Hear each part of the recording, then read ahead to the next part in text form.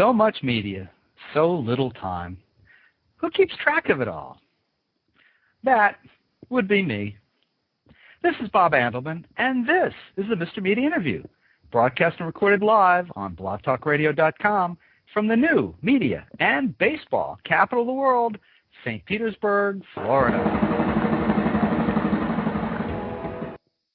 What a crazy, crazy world. When I invited today's guest, Karen Dunlap, president of the Poynter Institute, to be a guest on the show, it was ostensibly to discuss Poynter's upcoming collection of newspaper front pages titled President Obama, Election 2009. And we're still going to do that. But then everything got turned upside down. Sunday night, rumors of Tribune Company, owners of everything from the Chicago Tribune, Los Angeles Times, Orlando Sentinel, the Sun Sentinel in Fort Lauderdale, and even the Chicago Cubs declaring bankruptcy became reality on Monday morning. Then the August, you decide. New York Times revealed it was exploring mortgaging its new headquarters tower in Manhattan, you know, the one that crazy French guy climbed, to sustain itself through one of the worst newspaper advertising slumps in history. Oh, and then this morning, Alaska residents discovered they no longer had the most ridiculed governor in the nation, as Americans learned how allegedly and nakedly corrupt was the governor of Illinois. And we all had to learn to pronounce his name suddenly. Why is Governor Blagojevich, I knew I'd do that, Blagojevich relevant to a discussion of journalism topics? Well, in all the other headlines today, you might have missed reading that Blagojevich, the allegation of him pressuring the owner of the Chicago Tribune, and I quote, to fire a critical editorial writer. And it's only Wednesday, folks. Anyway, Karen Dunlap is a delightful woman who I've known for many years, back to the days when she was a college journalism professor. She is a trailblazer in journalism education circles and just a smart, savvy person to know. I always enjoy talking to her. And finally, in the interest of full disclosure, I have done freelance writing and editing assignments over the last several years for Poynter, most of which you can find, here's a plug, online at www.poynter.org. Karen, welcome to Mr. Media. Hey, Bob, it's good to talk to you. How you been? And I like that website that you mentioned there at the end. I thought that might appeal to you. I thought you planned the chaos this week just to make the conversation interesting. You know, I don't like to brag that I am capable of doing that, but, you know, since you brought it up, I would never lie. I'll always take credit for whatever I'm given. So what a week, huh? What a week. One day was really astonishing to me. When the Tribune Company declared bankruptcy, you realize that it was a day in which 3 of the leading 5 newspapers in Florida were directly affected. 2 are Tribune Company, as you indicated, Orlando and Fort Lauderdale, as they call themselves, South Florida. And the same day, there was talk of sales of the Miami Herald. So one day in which a major state has 3 of its top 5 newspapers affected is something. Well, I got to write a note to myself. I can't believe I forgot about the Miami Herald putting itself for sale. But, you know, it was that kind of week. Yeah, it was. And I don't want to take the spotlight away from the other parts to think of Los Angeles with the L.A. Times at some form of risk, Baltimore and the Sun, Chicago and the Tribune. It's an amazing time. It is amazing. I think if you're outside of the journalism industry, amazing might fit. I think if you're inside the journalism industry, you're probably going, your teeth are probably chattering because it's very scary out there. I just want to say, I think the major story missed was if you were outside the newspaper industry, because the question you should be asking if you're not in this business is who will be reporting the news. Clearly, bankruptcy doesn't mean, or even sale doesn't mean that these papers will disappear. But in recent sales, I can't say that papers have become stronger in recent sales. And so I think there are a lot of citizens who ought to be asking who will be reporting the news. Mm. Well, I want to give out our phone number because I suspect we'll have some people who want to talk about some of these issues. If you've got a question or comment for Karen Dunlap, president of the world-famous Poynter Institute in St. Petersburg, Florida, give us a call, 1-646-595-3135. Also, if you're, we have a live web chat that accompanies the the live Mr. Media interview, you're welcome to ask your questions there or talk to other people. I see that the web chat is starting to get busy. I want to start, in fairness, by talking about the Obama book, because that's where we planned to go, and things just kind of spun out of control. So we'll come back to the fabulous, flailing world of journalism in a minute. But let's start the conversation with the Obama book and see where it takes us. This is excellent idea. Excellent idea. You may be nonprofit, but you got to think commercial at times, right? Exactly. This is Poynter's third collection of front pages, I believe, following the 9/11 disaster front pages and the death of Pope John Paul II, right? That's right. That's right. How is this one different from the other two? The tone of each is different. It's a small matter, I guess, but the other two focused on, in a sense, tragedies, the 9/11 tragedy and then the death of a pope. This one is a celebration. And for me, it is a celebration of the work of journalists on a historic occasion. I mean, many people will see this as a celebration of an historic occasion, and that's important. But to me, it is a celebration of the work of journalists as you look at the various front pages and the way that people told the story of that election through their election front page. What is it that's so compelling about front pages? I mean, I have a box in the garage. I'm sure they're yellowed and wrinkled, but of front pages that I've accumulated going back to, believe it or not, I think the oldest one I have is the assassination of Anwar Sadat, the former president of Egypt. What is it that compels us to own these? Well, as you saw the numbers of people who went out to get the newspapers, it is clear that there's something that draws us to front pages, even at a time when people are saying newspapers are dying and they're old, they're ancient, and online is much more compelling, and it is, and other media have much to offer. There is something about a front page that announces literally, that really gives a headline of what is important. So the agenda-setting function is still there. It is a time almost when we come together as a society on a big story, and some brilliant person puts it together for us in a headline. It's captured there, and we can hold on to the moment through a front page. And I don't think there are many things that serve a function in that way. Now, beyond that, as you look at this book, you have to be impressed with the variety of approaches, the art in some, and just the general sense of how to tell the story. Mm-hmm. Do you think this would have been as big a deal if Hillary Clinton had been the nominee and had won? So instead of our first African-American president, maybe we'd had our first female president. Would it have been as big a deal with the front pages and everything else that's happened? I think the historic quality would have remained. So a historic front page would have made a difference. If the McCain-Palin ticket had won, there would have been historic quality in the vice president selection. But I think it is the historic quality that makes an additional factor in this election. It really wasn't a landslide. It was a pretty good divide in the electoral college, but the vote wasn't a landslide. It was a race, unlike some more recent ones. It was not tight at the end, so it wasn't that unusual of a race. But the historic quality made it special. Now, newspapers around the country announced huge single-day sales following the election. Do you think a weekly national election could save the printed newspaper industry? I know some editors who would like that a lot. I mean, several weeks later, some editors I met with were still, they were resilient about seeing lines around the building, literally lines around the building, waiting to buy the paper, to running second and sometimes third editions of the paper to satisfy the crowd. So that would make a big difference in the lives of a lot of publishers and editors. Now, I saw, my wife pointed out to me, I think in Sunday's New York Times, and I know that the New York Times has had a store selling product for a long time, right. But they were product heavy on Obama products this time. Right. Is that is that a model that other newspapers are following? Are we seeing that elsewhere? Other news organizations are following. These are smart people. So I think you have a wide range of news organizations selling the front page from that day. And many will just sell the front page. Some will have related products. a cup or something else, a T-shirt from the day, a T-shirt with the front page on it.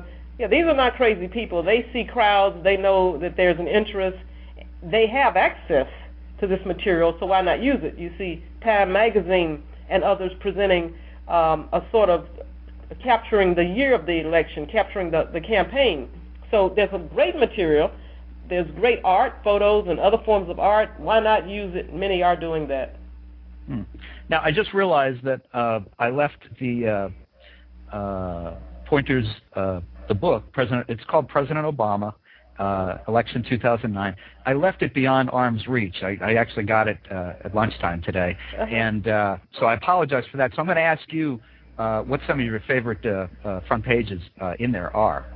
Okay, and I will describe them for you. I'm sorry you can't look at them with me. I'm so glad you asked. I have a number of favorite front pages. I think this book is great. I think it's outstanding. Let me just tell you 4. Try to hold back a little bit on the enthusiasm, okay? Can't help it. I can't help it. A lot of people were impressed by the Chicago Sun-Times, and that's the front page that was a portrait, a sepia portrait, and the only caption says Mr. President. So you have a direct headshot of the president, and then at the bottom of the page it says Mr. President. Rather serious expression, but it is altogether different for a front page, and it says that it was a well thought out front page. So you have the hometown of the candidate who's elected, and a really nice presentation on the front page. My second favorite is Across the World. It's Brussels, Belgium, and it is a front page that simply uses type, in a sense, as the art for the front page. It uses the word change in large letters near the top of the page, and then the rest of the page is the word change in other languages. There's about the fourth at the top of the page is a photo of nobody that you know. It's just a crowd scene, jubilation. In the center is an African-American man who seems to be crying. They're waving the American flag. So it's not really about anybody. In the corner, there's a small picture separately of Obama, but the page is really about change. I thought this was an excellent use of text as a graphic device, just on change. 2 others use a different approach. The Orlando Sentinel and the Hartford Courant used a full-page wrapper all around the paper, so the front and back page, in effect, are merely one photo. And the picture used in the Orlando Sentinel was a crowd shot of Grant Park. So you see the candidate really is just a small figure in the scenery there, but with the major part of the paper is the huge crowd. It's an excellent photo. One of the buildings has USA on it in lights on the building, so you get the sense of this nation. You see the flags. You see Obama and his family going down the runway, but it's not really focused on them. The message there is the crowd, and the headline says, "This is your victory." And finally, the Hartford Courant used a similar approach of a wrapper, a full page, but in this case, it is a full page of the family, all 4 members of the Obama family. In those 4, you see very different approaches to capturing the same event, and they are just a few that stand out to me. Well, while you were talking, I cheated, and I put my headset down for a second and ran over and got the book, because the one that I wanted to mention, the one that I really liked, is actually very different from the others, and naturally it's a college paper. It's the Boise State University, The Arbiter, and what I liked is it's got McCain. It's hysterical, and it's beautifully drawn. I guess it's painted, actually. It's McCain and Obama arm wrestling, and you see the last second is the action of Obama beating McCain, who's gritting his teeth. Obama beats. I just think that's a wonderful. It's just very clever, and it's very different than either the smiling Obama or the very stern Obama waving. I would agree, and that the ability to illustrate that with the sort of the look of movement of the hands is important. But that says something else that struck me about this. I mean, this is not something that just sort of emerged just before. This is not a headline. This is not something that just came up within the last few hours before the paper was put to press. I think about it's going to be one or the other. It's almost like some sports events. Either one team or the other is going to win. So you have time to prepare. and some pages, and this is one of them, really suggest the time that they put into preparing for it, and others treated it like a news headline. Mm-hmm. Now, I had the good fortune to be involved in the build-up to the book that Poynter did when Pope John Paul passed. As a matter of fact, I remember there was a great waiting game because everyone in the world knew he was close to death, and the book was being organized, and it's a very interesting behind-the-scenes process. One of the things I notice and I understand to be different about this book from even that one is that there's a broader selection. The books in the past have had international covers, so that's not so unusual. But what's interesting here, I think, is there are college papers. There are the Northwest Asian Weekly has a wonderful color illustration, and there are international, but some of the college and the alternatives give it an extra different flavor. I thought that was a brilliant move. Julie Moves took the lead on this along with Sarah Quinn in making selections. Julie is an editor on the online page of Poynter Online, and Sarah is on the faculty of visual journalism. And I think it was really a good thing they did to include, as you indicated, college papers, because you bring in students, and there were so many young people who were energized by this election. So how did they cover it? And you named the one with the Boise paper. The other thing is that there are alternative weeklies from around the nation. There was an attempt to bring in the ethnic press, and so you have a couple of African American papers, some historic, a Spanish language paper, a Jewish paper, and then there were other ways in which 12 international papers. So we wanted to get voices outside of just the major daily news organizations, and they bring a very good flavor to the book.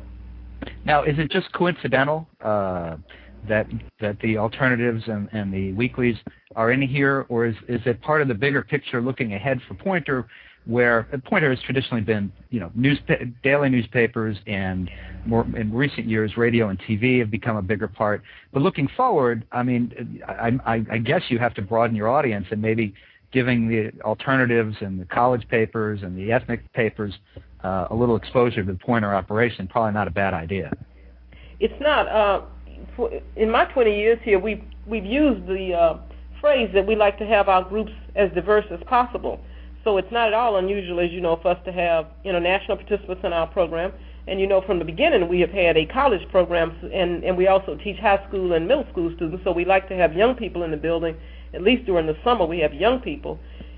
We have worked also with alternative newspapers and ethnic newspapers, but in a more limited way. So this sort of reflects what we've done, but also indicates the things that we are looking forward to as we proceed. Mm-hmm. I want to point out to listeners that Gary Trudeau, the creator of Doonesbury, did the introduction for the book.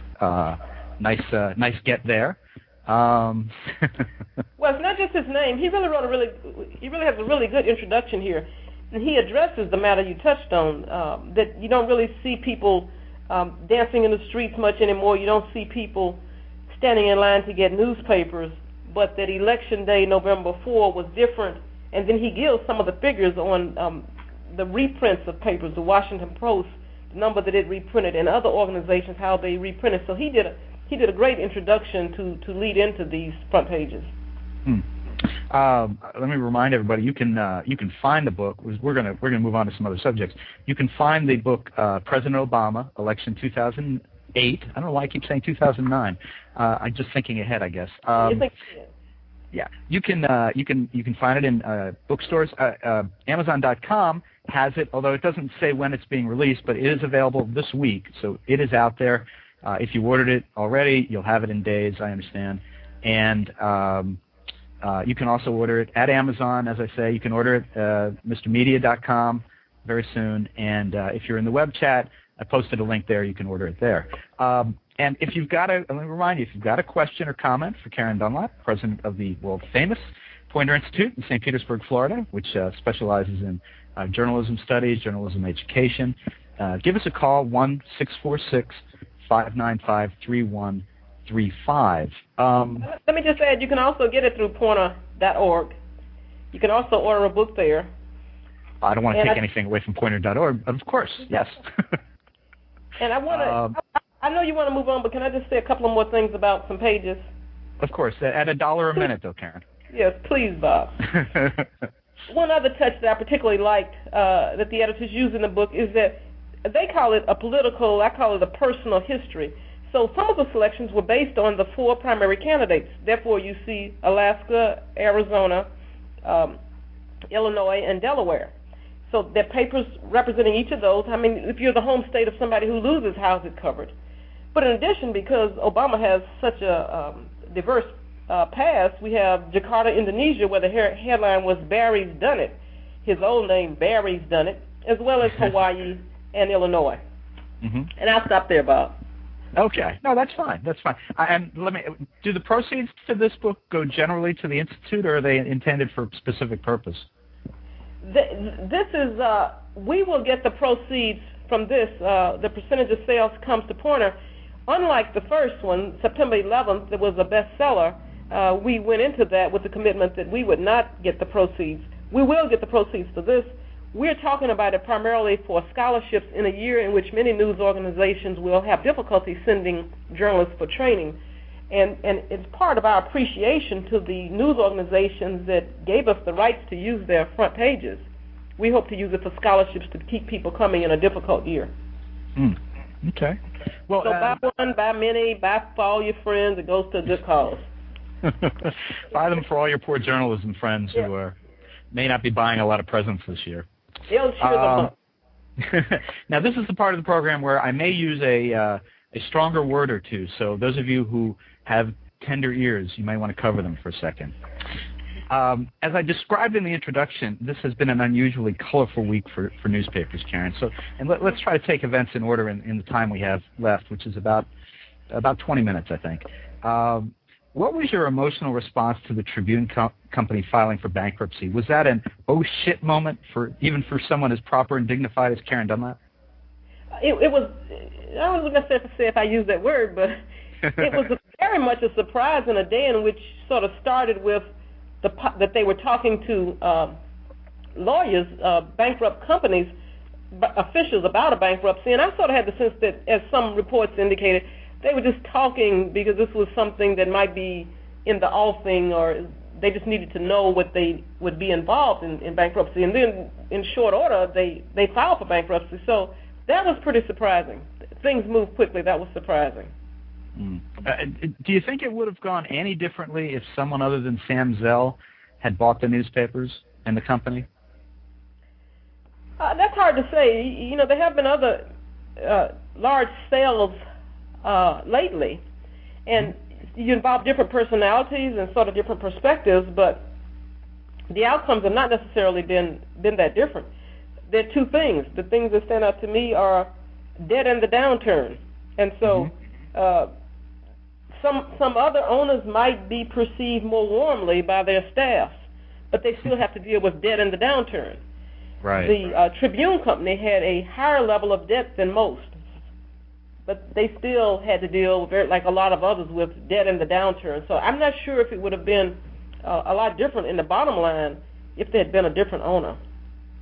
I remember a conversation we had, and I remember if it was in person or if it was via email, shortly before Zell bought Tribune Company, and it was at the time where David Geffen, I think, was considering buying the Los Angeles Times, and there was talk. Right. I think even Donald Trump was talking about buying a newspaper, and I remember saying to you, maybe Poynter should look into doing a journalism business course for would-be newspaper titans to kind of get them behind the scenes and understanding, and we kind of laughed about that. In retrospect, maybe that would have helped.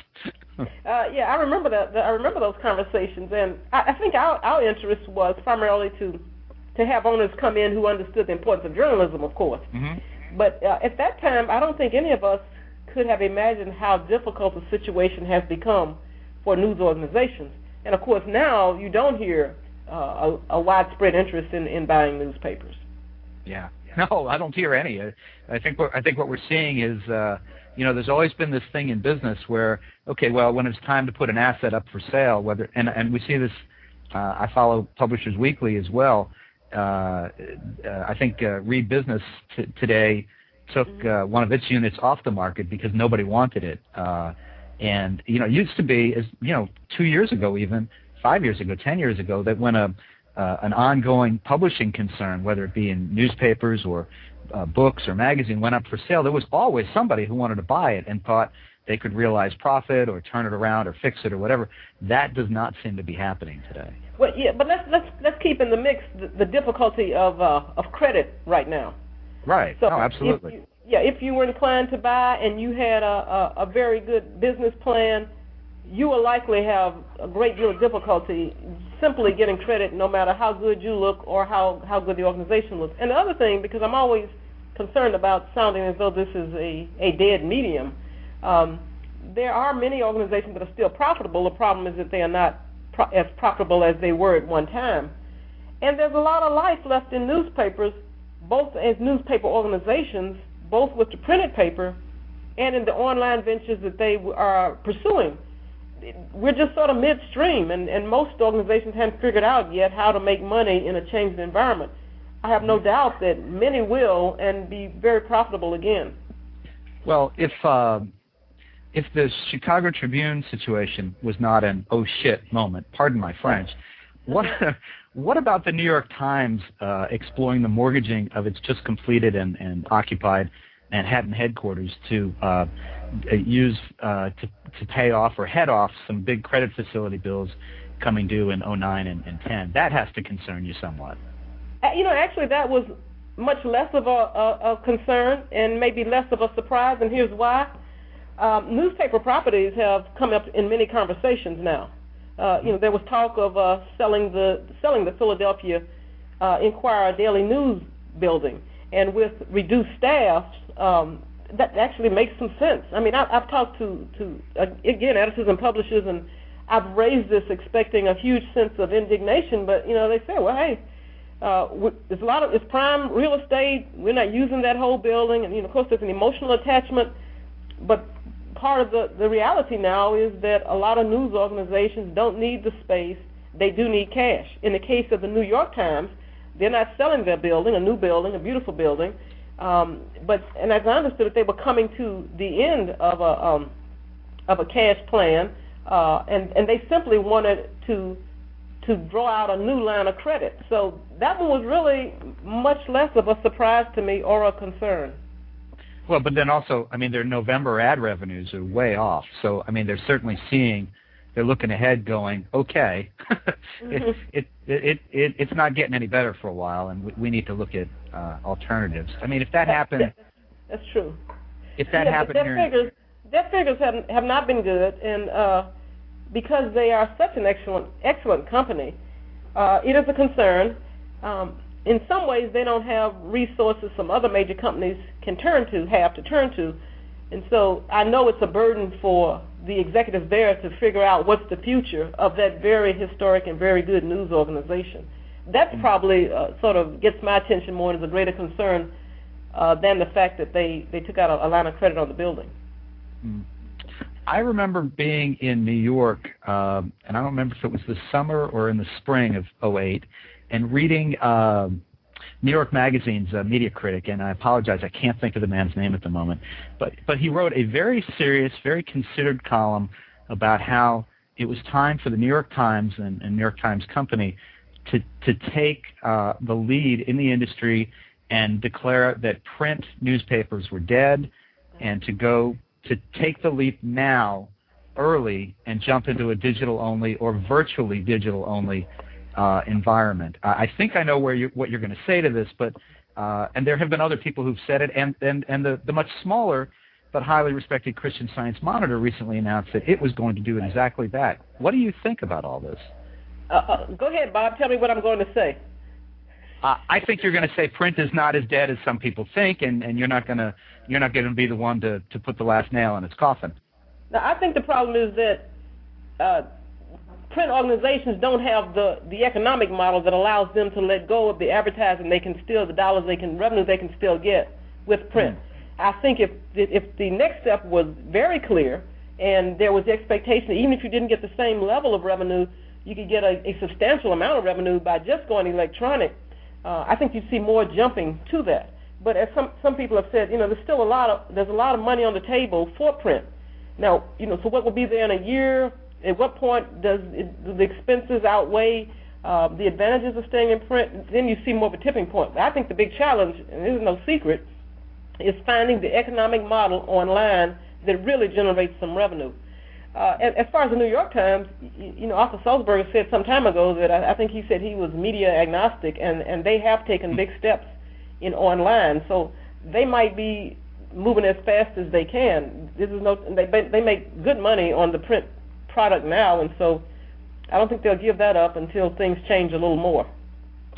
I mean, I think that my experience of being kind of on the periphery of the business for 25 years as a freelancer and just someone who's followed it, it's always seemed to me that newspapers have been run by newspaper people, not necessarily business people, which probably is part of what Sam Zell was thinking when he bought Tribune Company, that he probably thought, well, if a business plan, a real business plan, instead of a journalist idea of a business plan was applied here, this is a good business. I can make a lot of money.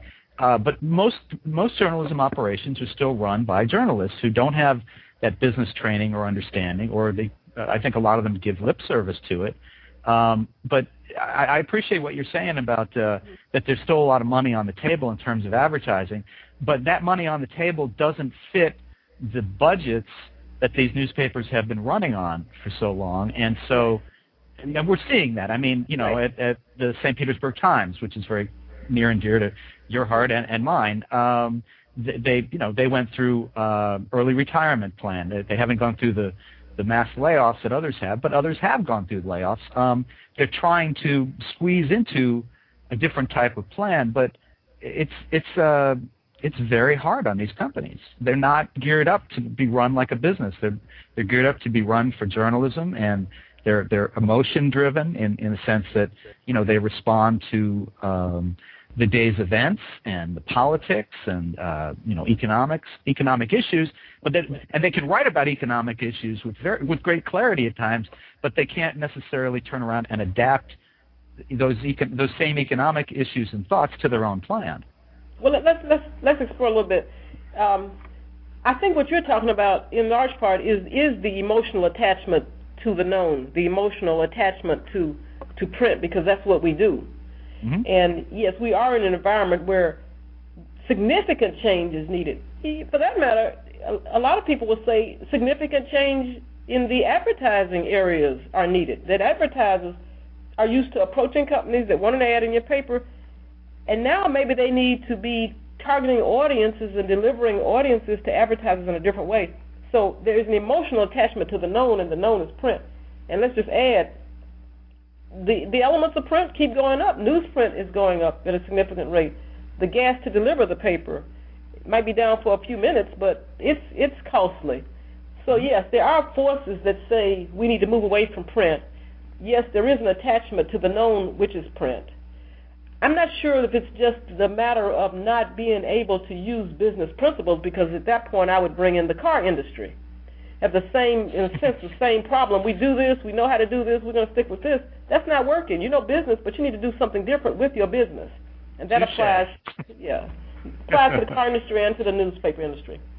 Mm. Well, I think I think that the newspaper industry had trouble applying before we were in the crisis. I mean, the global economic crisis that we're in now.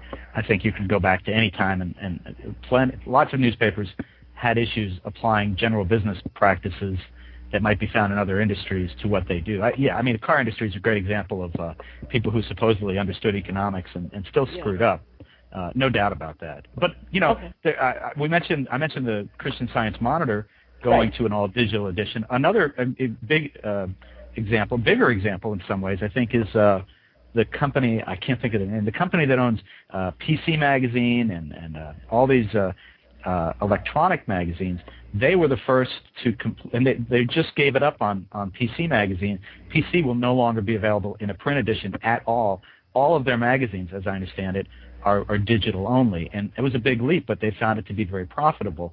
Do you think it's going to take a New York Times to throw up its hands at some point? Maybe it's not 2009, but it seems to be coming. Somebody is probably going to be the one, someone bigger than the Christian Science Monitor will throw up their hands and say, you know what, it's all digital. We just we eliminate the print costs, we eliminate the delivery costs, the gas costs.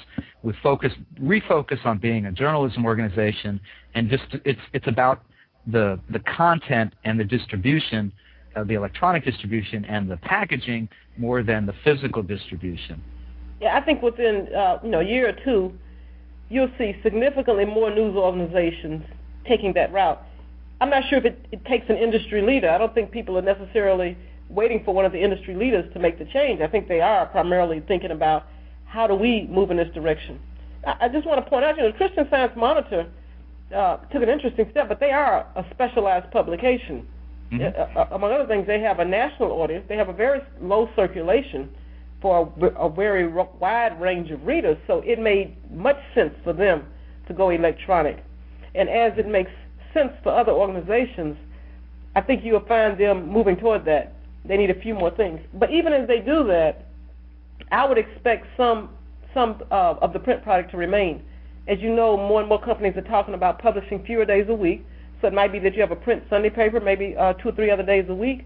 You have an electronic paper, but I think that there'll be some form of print that remains. The possibility is that the print paper will be, in effect, for an upscale audience. It will cost a lot more. It gives you the depth that you like in reading. There might be more targeted papers in this area, TBT, free distribution. So there's a range of things. I think there'll be some print products, but I would expect that a lot of companies will be moving toward electronic as quickly as they can figure out what they need to do. I'm sure you're right about that. It definitely seems that varying your use of your content is going to be a big thing. I remember reading a year or two ago about Gannett opening these moms publications and moms websites, I guess, at its papers in many cities. And here in St. Pete, the St. Pete Times has added Go Mama, which is right. My first thought was, gee, that seems kind of odd, but I tell you, it's extremely well done. It draws on the resources of the paper, and then they also have their Bay magazine, which is an upscale thing, and it's all coming out of there, and it looks like it's very profitable. You mentioned TBT, so yeah, it's just hopefully there'll be a lot of thinking about the future and moving towards it. We have just a couple more minutes left, and I want to turn attention back around to the Poynter Institute itself. Okay. Poynter was started by late St. Pete Times publisher Nelson Poynter, and the newspaper and the Institute have always enjoyed a much envied relationship in the industry of independence, and what was good for one was good for the other. But now, as profits for the Times Publishing Company have slowed in these very strained economic times, how has it affected the relationship between the Times Publishing Company and Poynter, and then how has that affected Poynter's business plan? How have you had to evolve yourself? The effect is much greater on part 2, the business plan, than in the relationship. In effect, the relationship hasn't changed. The Institute is still the owner. The Institute still receives dividends from the St. Petersburg Times, but here's the difference. For most of our 30 years, about 90% of our income or more, almost all of it, came from the dividends of the St. Petersburg Times. Intentionally, we started making an effort to diversify our income. So we have many more grants now. We have a development program. We get some return from an investment account, and we still get dividends. So, but the percent of our income from the dividends has gone down. We face the challenge that our 3 major sources of income are dividends from a newspaper, tuition from a news industry, all of which is challenged. We've talked about newspapers, but television's had huge layoffs at the end of last week. And the third part of our income comes from return on investment account, and there's that thing, the stock market, that is not making us happy. So yes, we're challenged. Yes, we face the reality that a lot of people think that we are well endowed and therefore don't need assistance. But we do welcome contributions. sale of products, and other things. And we're in good shape, but it's a challenge for us, just as it is for much of the industry, for the journalists, the many journalists who come here. Is it hard for some of the old newspaper hands at the Institute, many of whom I have to say I call my friends. I'm not going to call anyone out or name names, but I'm friends with an awful lot of people there. But is it hard for some of the old newspaper people there to grasp just how troubled print media is? I think that over the last year, just as in the industry, I think we've come to understand that things are difficult and things are changing. One of the more controversial steps we've talked about, and we'll probably follow through on in 2009, is some courses for non-journalists, primarily citizens, say on writing. And that took a lot of argument and discussion here. It will probably be done separately. We won't have it with journalists, but we have a community conversation now where we invite citizens in to talk to journalists on a topic. We'll probably do some more things for the public, in a way helping citizens better understand the role of journalists, but also there is a business element to it, appealing to a different audience. And a lot of that took a lot of discussion and some hurt feelings, but we live in a different world, just like newspapers and broadcast news and others, and so we're trying to move in that world while maintaining our values. Finally, and we've zoomed through our time, I think. You've been a very good sport about some questions that I'm sure are not the most fun to deal with. What will the future look like for Poynter? How will the Institute, which just to remind people who may have joined us late, Poynter Institute is focused on journalism education, furthering journalism issues, studies, discussing things, and the business, and that's journalism as it applies to newspapers, TV, radio, online, all that kind of thing. How will all of this continue to evolve in the coming years? Our first strategy, Bob, is for you to write us a large check, and we just continue doing the things that we're doing. Well, right after I win the first Pulitzer for online journalism, in podcasting, I will do that. We'll hold you to that. You know what? I will tell you right now, Karen, if I win the Pulitzer, someone will have to nominate me. But if I win the Pulitzer for online journalism and podcasting, whatever they've decided to call it, I will give 50% of the award to the Poynter Institute. So go ahead and nominate me. Take a chance. Okay, we'll do that. Our second strategy, we're prepared to do a lot more electronic teaching. In fact, January is a month of electronic teaching. And that's because as we talk with people in newsrooms, they say we will be less able to send people to your campus in St. Petersburg. So we will get out more regionally, but we will also do a lot of electronic teaching, webinars. Virtual Poynter will beam our teaching directly to a newsroom so that we're answering the needs and we can see them, they can see us. We've tested that this last part of the year. That works well, as well as NewsU and Poynter Online. We'll do a lot more of that. We will continue to have classes here, and I hope people will begin to see that as a different step from what you learn online. This is the master class where you come and spend some time with others, spend a week, 3 days to a week, and really learn. But like newsrooms, we are evolving new approaches, and they are largely electronic. Well, folks, you can order the Poynter Institute's new collection of newspaper front pages, President Obama, Election 2008, at great bookstores everywhere or online from Amazon.com or MRmedia.com. That's MrMedia.com. And you can learn more about the Poynter Institute, as Karen mentioned, at www.poynter, it's POYNTER.org, as well as its online education arm, www.newsu.org. And Karen, it was a great program, and thanks so much for joining us in Mr. Media today. I had fun talking to you, Bob. Good to talk to you. All right, see you soon. All right, bye. All right, bye-bye. And of course, folks, for dozens more celebrity and media newsmaker interviews, particularly if you're interested in journalism, come on over to the site, www.mrmedia.com. I actually pulled up in front of me so I could tell you some of the journalists have been on here. If you're new to Mr. Media, you may be surprised. Recent interviews with Pulitzer Prize-winning editorial cartoonist Clay Bennett, MediaBistro.com founder Laurel Tooby,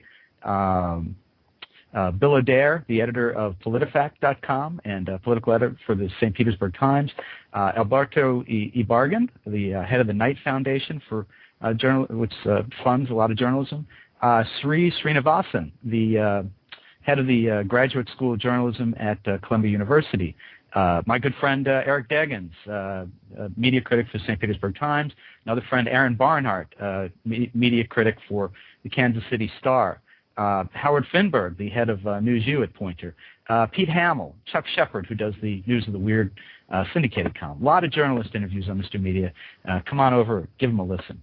And please think about writing an online review of Mr. Media, casting a vote for Mr. Media, or marking Mr. Media as one of your favorites, whether you listen on Blog Talk Radio, Digital Journal, Podcast Pickle, Vox, Folio, MediaFly, Podfeed.net, Blueberry, Zencast Audio, the Kindle Reader, or iTunes. And you can add us to your RSS feed, and you'll never miss a program. If you've got an idea for a guest, you can email me directly at bob@andelman.com. That's ANDELMAN.com. So, thanks so much for joining us today. As you know, if you're a regular listener, I very much appreciate when you give up a little piece of your day to spend it with us.